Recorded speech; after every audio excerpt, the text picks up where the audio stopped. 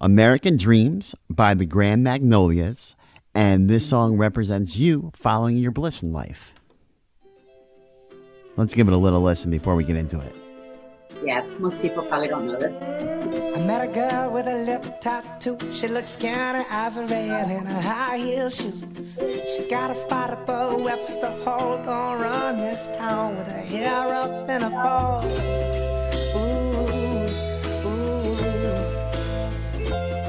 Just a small town girl, ULC. Had her daddy's back and go. She's living day by day. And I know she knows it ain't her place, but she's tired of that living and the same cliches. So she the first. So, Ginger, tell us what following your bliss in life means to you, and tell us about the path that you've been on. Oh my gosh. So I think bliss, or I would replace it with peace. And I kind of mentioned how that is my I'm on a pursuit of peace.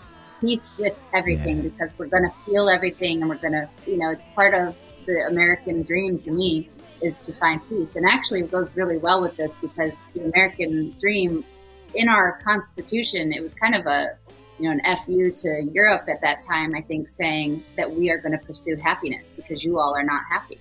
And there was this division, and that's why we based our entire societal, how we're going to do it over here, on the pursuit of happiness. And I think that is not just a film name. It's not just something people say, but it's something that we do societally. We're always like, we put value on the happiness more than we sometimes do things that actually have value, and we put this value on something that's transient and temporary. And that's so wild to me. How are we going to value something that will be gone in an hour and that it'll come back 2 hours later?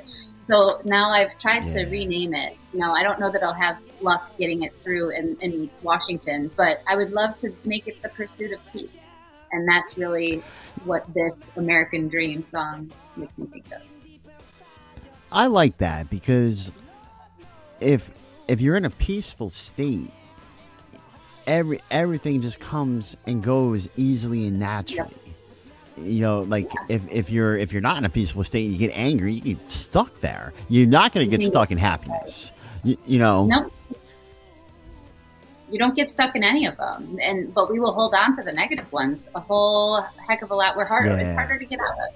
So if you can start to accept those, it's very meditative, and I have gotten really into meditation, and it's helped greatly because I've learned how to move through. And it sounds very like, woo, but it's true. Once you get there and you have the ability to do it, when I have one of those tough emotions arise, I ask myself right away, is this going to matter tomorrow? Will I remember it a week from now? Almost never is the answer yes. If it is, I let myself pour emotion into it. If I'm going to remember this a year from now and it's going to be a big deal, you let it suck. Let it be awful. There are things that deserve that. But we, on a daily basis, sit and muddle in those kind of dirtier emotions much longer than we, allow the sunshine and the joy to wash over us and sit in that, because they all move. And so I think this peacefulness is exciting, and it doesn't mean that I don't want it, but I don't value it like I used to. I think, and in the Instagram culture, people give that a hard time because it's like, we'll look and we'll say, yeah, but are they really happy? Or is that just a facade? Mm-hmm. Like, as if, are they happy of course they are happy. They're probably happy 5 times today. And then they were sad, and you have no idea all the other emotions that they went through because you don't know them.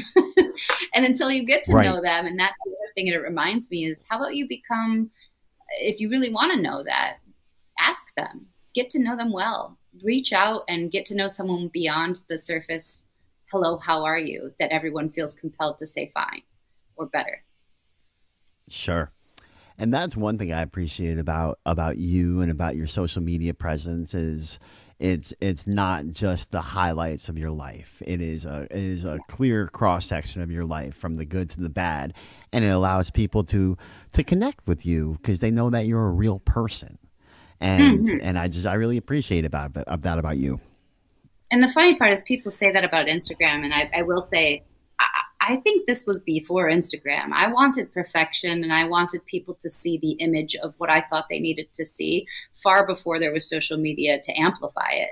If you would have looked at me at 13 or 14 years old, I was running my own Instagram. You know, I was my own feed because I didn't want people. And I think so. What I'm saying is it's pervasive through everything. And that's the part of wearing a mask, or what we think people need to see to accept us and understand us, that I think needs to be dropped a bit. I don't think we should all going around, you know, like my mom at the grocery store, like talking about her bad knee to the lady in the line that she doesn't know. But there is a place for that. And there are people for that can go beyond just your spouse or your therapist, right? We can open up to others. Absolutely.